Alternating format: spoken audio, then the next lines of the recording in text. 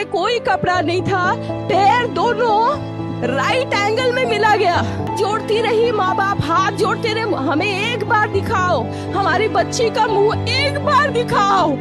हमको नहीं दिखाया गया। दोस्तों, जब हमारे घर में किसी की तबीयत खराब होती है या कोई बीमार पड़ जाता है तो हम डॉक्टर को भगवान का दर्जा मानकर उनके आगे हाथ जोड़ते हैं और वो भी अपनी तरफ से पूरा प्रयास करते हैं, अपनी पूरी मेहनत लगाते हैं ताकि वो अपने काम को अच्छे से कर सके।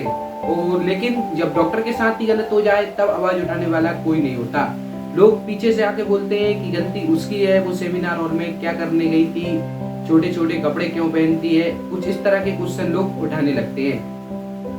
सोचिए उस डॉक्टर के माँ बाप पर क्या गुजर रही होगी, उनके ऊपर जो गुजर रही होगी या वो जो चीज फेस कर रहे होंगे वो तो शायद हम ये वीडियो के माध्यम से या अपने माइंड में भी इमेजिन भी नहीं कर सकते कि उनके ऊपर क्या गुजर रही होगी।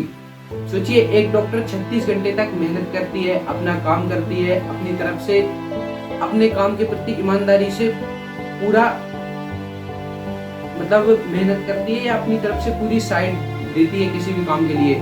और जब वो आराम करने के लिए कहीं जाती है तो उसके साथ क्या हो जाता है।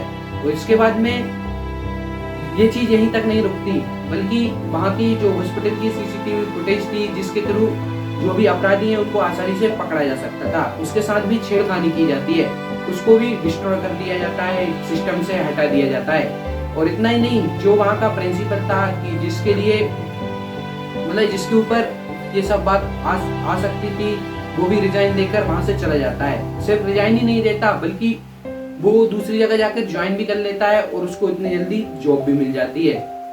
और वहां पर जो हॉस्पिटल था वहां पर रिनोवेशन का काम चालू हो जाता है। अगर इस चीज में कोई बड़ा व्यक्ति इन्वॉल्व नहीं होता तो शायद मुझे नहीं लगता कि इतने जल्दी ये सब चीजें शुरू हो पाती।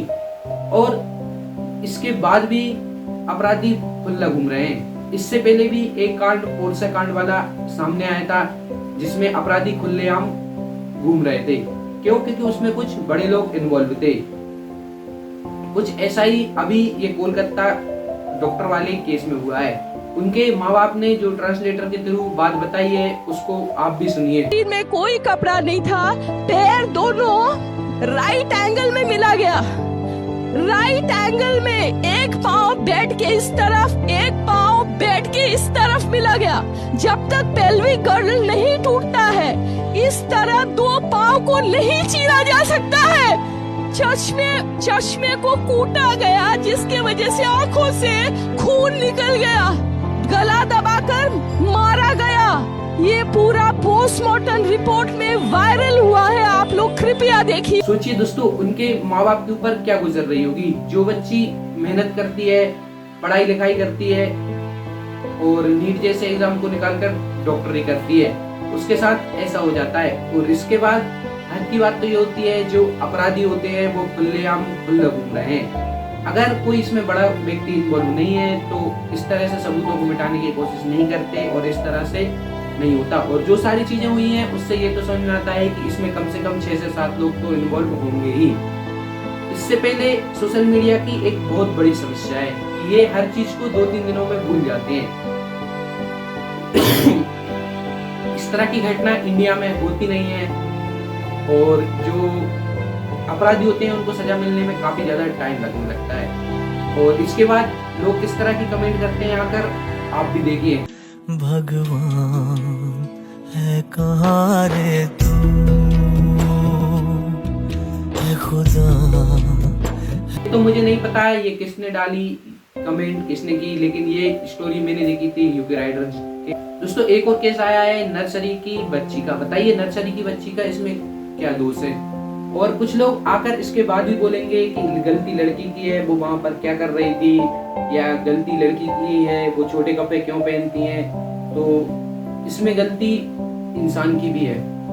इसके बाद भी अगर आप लोगों का वजूद नहीं जागता और आप इसके खिलाफ आवाज नहीं उठाते तो कोई फायदा नहीं है जीने का।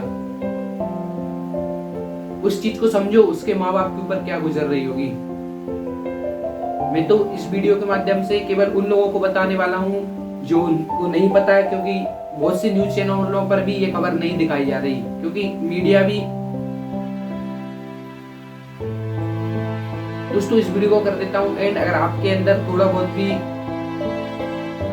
वजूद है या कुछ भी है, इंसानियत है, तो अपनी स्टोरी के माध्यम से, अपनी पोस्ट पर कमेंट के माध्यम से आप उन लोगों को टैग कीजिए जिनके थ्रू अपराधियों को सजा मिल सकती है। तो इससे आगे तो मैं ज़्यादा कुछ नहीं बोलना चाहूँगा, आगे आपके ऊपर है। मुझे लगता है सोशल मीडिया में इतनी पावर है कि इन सब चीज़ों को जो लोग ऐसा करते हैं उनके अंदर शायद इंसानियत नाम की कोई चीज़ होती ही नहीं है। लेकिन हाँ, उन अपराधियों को सजा जरूर दिलाई जा सकती है जो इन सब में इन्वॉल्व है।